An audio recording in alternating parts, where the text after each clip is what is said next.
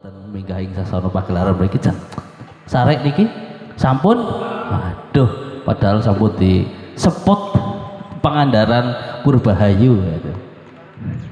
Tempat wisata teng Pangandaran kata sih. Nggih. Niki panu saking ketua Cibasko nggih niki enten. Alhamdulillah niki rawuh Bapak Lihun. Parah-parah gile. Mriki Bapak Lihun gabung kali anggota Jam Janing Usada Gali. Tulisannya dia tulisannya. Monggo Mbah lajengaken Mbah. Bambang wetan woto mirat tentang widit arsa micil mongkur ing sajroning ukir arsa membae warung tagat royo ya iku mertandane yen wis bangun enjing Tasih wengi Mbah niki. Allahumma sholli ala Muhammad Rabbi sallallahu alaihi. ing wayah esuk jagonek loro rame suarane pati gemrusuk aduh senenge setutur tani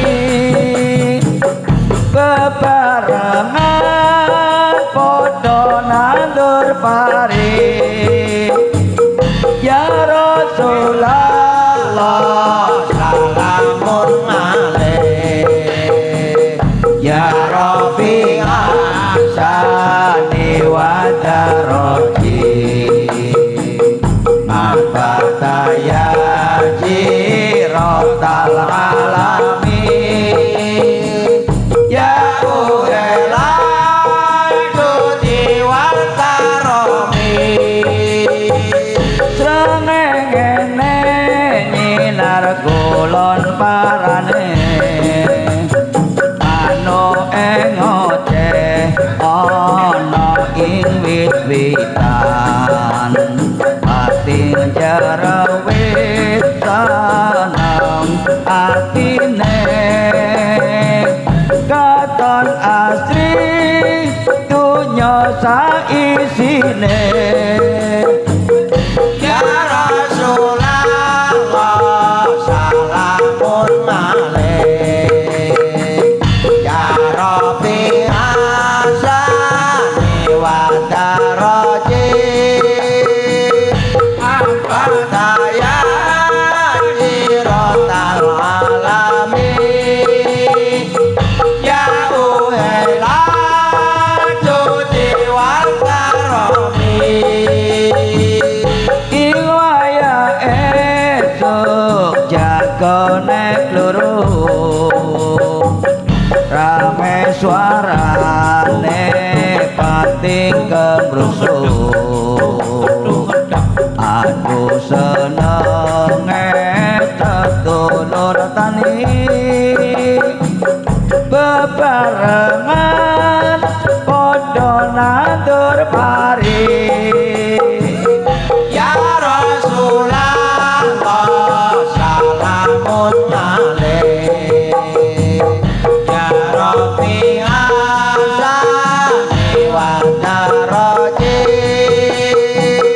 Al-Fataya jirotal alamin ya uhelal judi wal karomi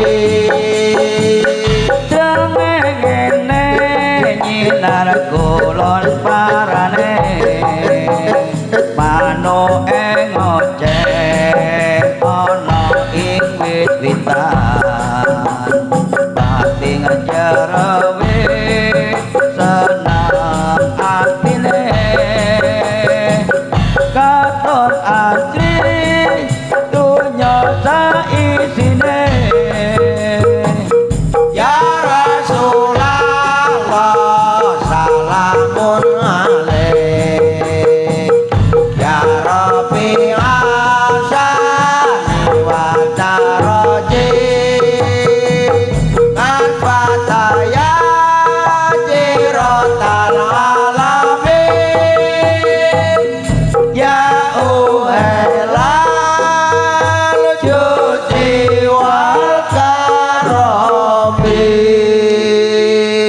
Ki Pak Harto kalau kesan teng mriki alhamdulillah kanca batir sampun